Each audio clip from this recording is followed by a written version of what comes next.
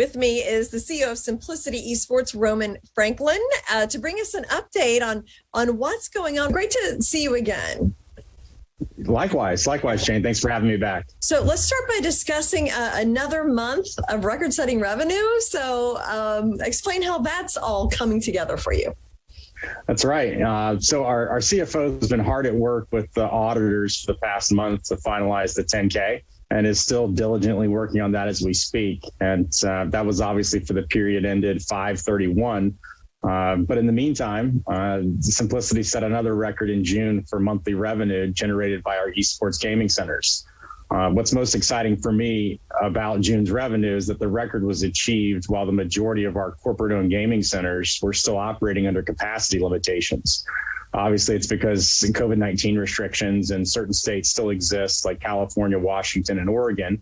But if we continue to see those restrictions lifted, it will allow us to serve more customers, which I expect to result in continued revenue growth, which is exciting. Yeah. So, and you recently announced that you're also mining crypto as part of your gaming business. So explain how that works.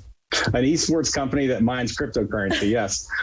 So it's interesting. One of the requirements of a great gaming PC is a top performing graphics card.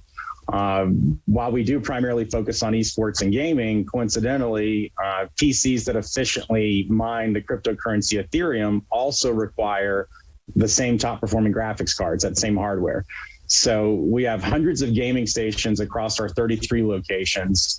And through a partnership with one of our third-party software providers, we began in late June to participate in a mining pool by passively mining Ethereum when our PCs are not in use by customers, including in overnight periods. So essentially what that means is when they're not in use, the system automatically goes back and forth between mining Ethereum as well as allowing a customer to play a game on our system. At this point, the increase in energy expense has been nominal compared to the monthly mining revenue for us. So, our PCs have historically sat idle overnight, and there's something very attractive to me about the idea of increasing the monetization from each PC by having our machines working to produce financially for shareholders while we sleep.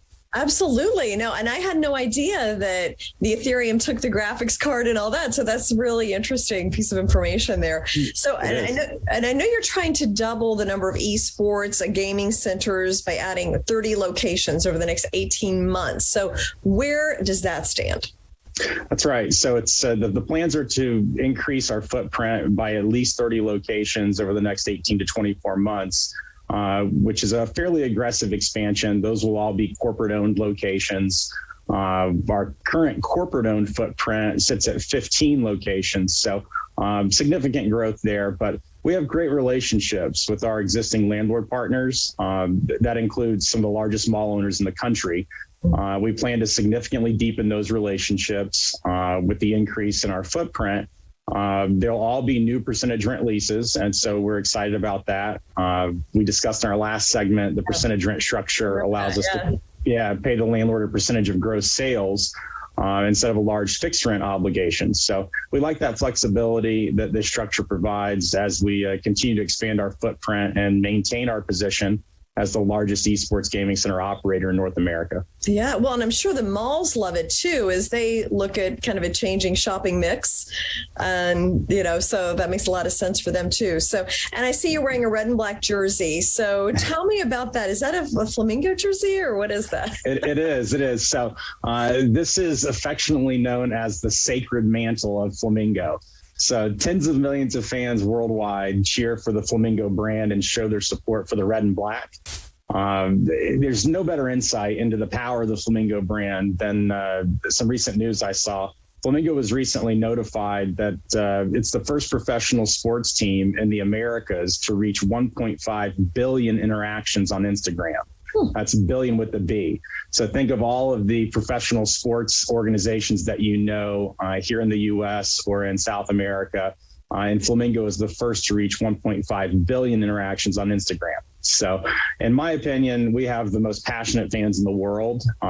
We strive to give them championship achievements and obviously work to do that within the esports segment. So we've compiled a great team of players and coaches on the League of Legends side one of our top level players actually is the first to make his way sort of full circle for us through our academy team, which is our development team, all the way up to the main roster. And so this is his first split playing against top tier talent on the main roster, and he's performing quite well in his position. As a testament to the quality of our academy program and staff. So very exciting times for League of Legends and Flamingo Esports in general. The team currently is in first place in the region. Our record is 9 wins, 1 loss. We have aspirations of a league championship and hopefully a return to the League of Legends Worlds Finals later this year, which we last attended in 2019. So, Roman, I understand you've applied for an uplisting to the NASDAQ. Where does that stand? Well, first, I want to give a disclaimer and clearly state that there are no guarantees that a company will receive approval from NASDAQ to list its securities. And I can't really comment on process or timing, but I can confirm we have applied to list our stock on NASDAQ. And as a company, Simplicity recognizes that listing on a national exchange, such as NASDAQ Capital Markets, gives public companies like ours a more visible and accessible platform with which to reach the investing world. So all updates regarding the status of the application will be shared via public press release in the future. Mm-hmm. Okay, well, good luck on that as well. So thank you, Roman. Great. And Jane, there's one other item I'd like to add on a side note, right? So even as we trade currently on OTCQB prior to a potential uplisting to a national exchange, as it sits today, Simplicity Esports and Gaming Company is the only publicly traded esports company in North America that has majority ownership of a League of Legends franchise. These franchises are limited in supply globally, but a franchise in the European region was recently acquired by Team BDS for more than $31 million.